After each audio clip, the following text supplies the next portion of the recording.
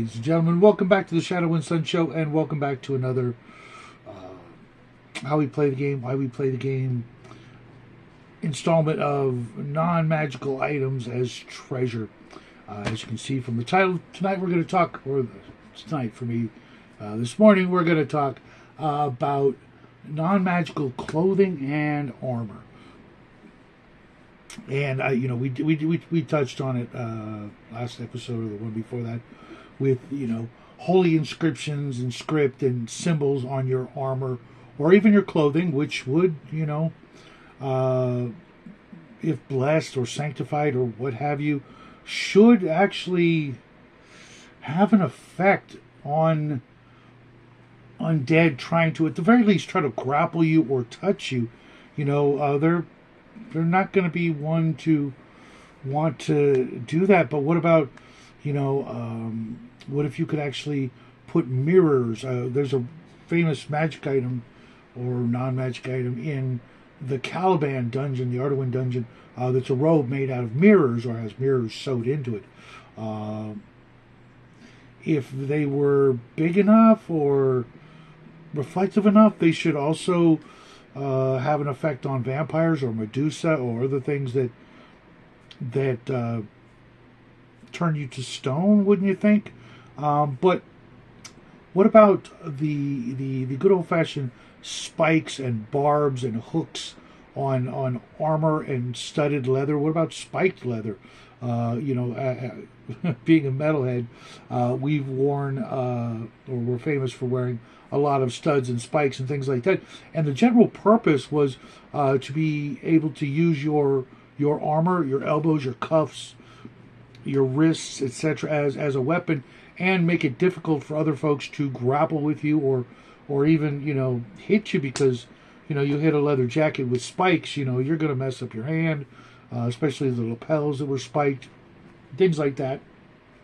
That could be a morale influencer or a deterrent to keep people from wanting to grapple with you, especially if you were in an area, like famous for monks or something like that. There's things like that you could implement or hand out or offer as a service, especially like plate mail or other metal armor with spikes or blades. That's definitely going to keep things like serpents and snakes and other animals that are slightly intelligent from messing with you. And if they're not intelligent, then they're going to get an unpleasant surprise when they try to wrap around you or grab you. Ropers would have a difficult time with that as well. Other kinds of things like that, maybe even incorporating or hiding weapons within the armor. The vambraces and the bracers could have daggers or throwing stars or things like that could maybe add to the speed factor if you're using AD&D rules, or make it so that maybe you fumbled and you dropped your weapon, but you're still armed, kind of thing. As well as providing other places for hiding other equipment, especially when we go to like clothing, thieves' gear, thieves' clothing, magic user clothing, courtesan clothing, ninjas, etc. Lots of professions have reasons for being able to hide things about their person. Spies, assassins, etc.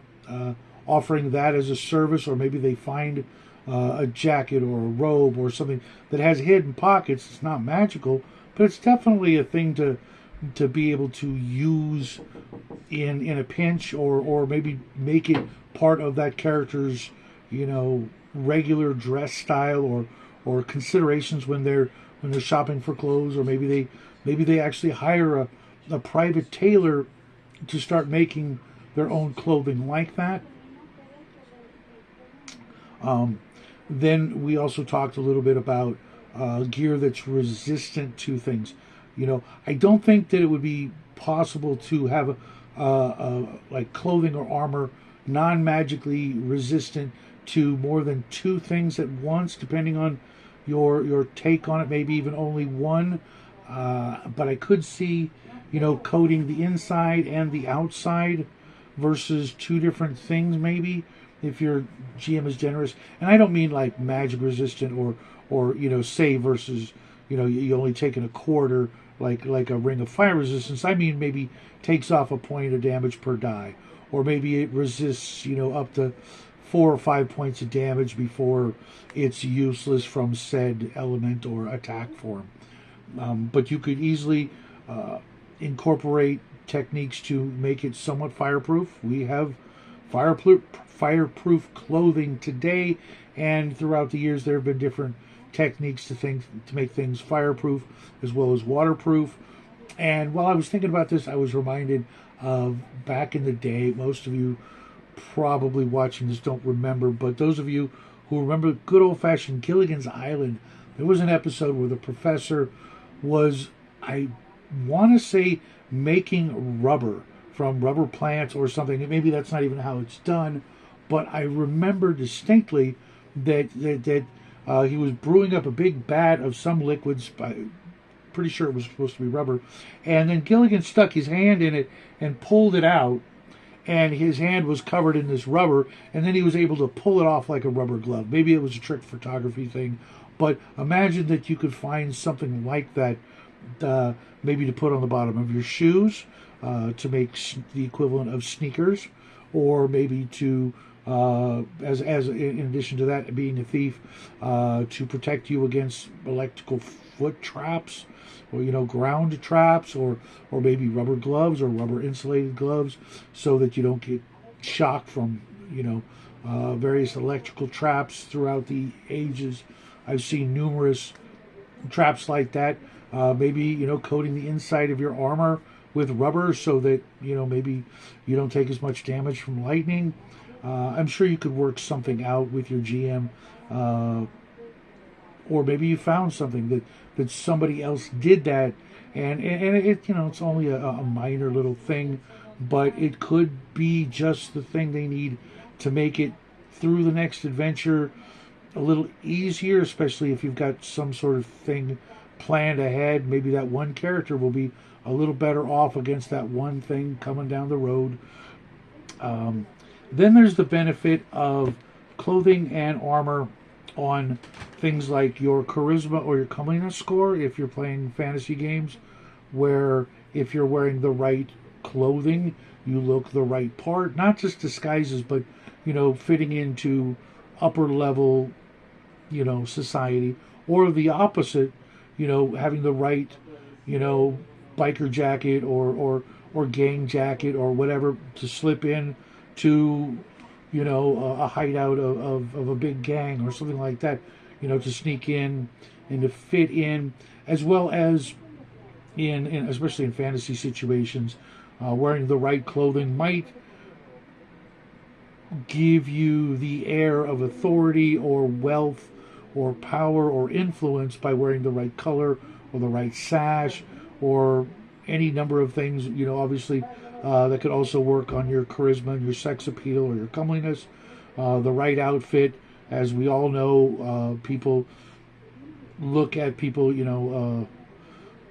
the way they dress and the way they look could easily give a temporary bonus on those stats, at least while dressed in those articles of clothing.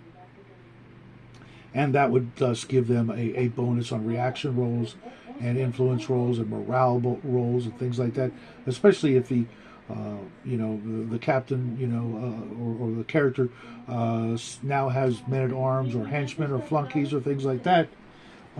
It could be worthy of a point bonus temporarily, or something like that. Those are things we can consider, especially in fantasy medieval settings where there were kind of only two levels, down at the bottom and up at the top.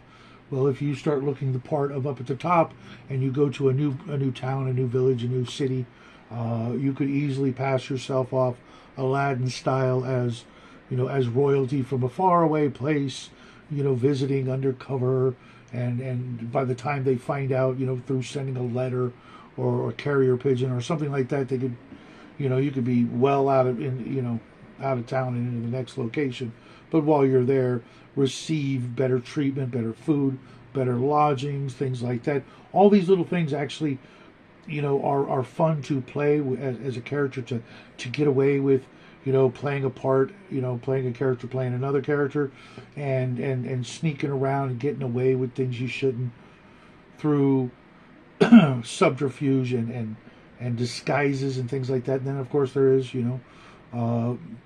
being able to disguise oneself, having a cloak that's one color on one side and another on the inside, where you could easily, whip it off and flip it around, and now people are looking for a guy in a red cape and hood, but you're wearing blue or green or gray or not at all.